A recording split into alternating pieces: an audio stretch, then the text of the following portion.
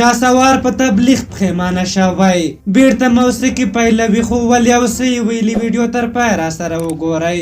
ګرانو لیدونکو السلام علیکم. پاکستان پخوانی سندرغاړی شاسوار له 2 کلن تبلیغ کولو وروسته خبر ورکړی دی چې نوره د تبلیغ لار پرېږدي او یو ځل بیا د موسیقۍ ډګر ته مخه کوي.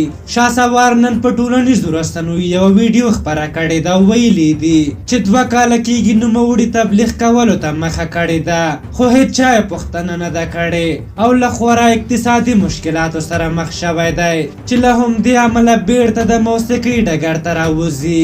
هغه وایي شاوخوا 2 کاله مې تبلیغ وکړ خو هیڅ چا مې پوښتنه ونه کړه.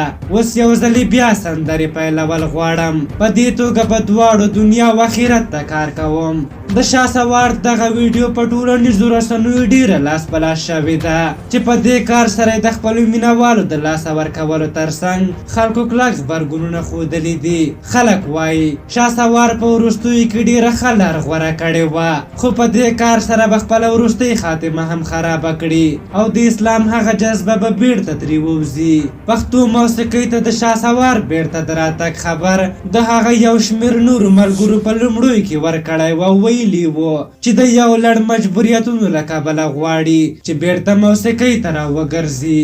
خو نن پخپله شاسوار هم یاد خبر تایید کړه. ویې منله چې د ستونزو له کبله بیرته پند ته راوګرځېد. شاسوار شاوخوا 27 کاله عمر لري. د پاکستان په سوابۍ کې زیږېدلی دی. د خپل ژوند ډېره برخه یې په کراچۍ کې تېره کړې ده. هغه په لومړیو کې موسیقي غوره کړه بیا تبلیغ او اوس بیا موسیقۍ ډګر ته راغلی دی.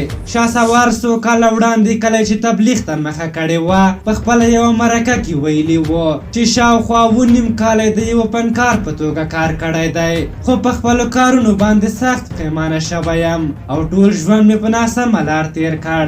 شاسوار هغه مهال ویلي و چې په دې ژاړم کاش له فنکارۍ وړاندې مې تبلیغ ته مخه کړې وه ځکه چې موږ چې څه ډول ژوند تېروو هغه ناسم دی.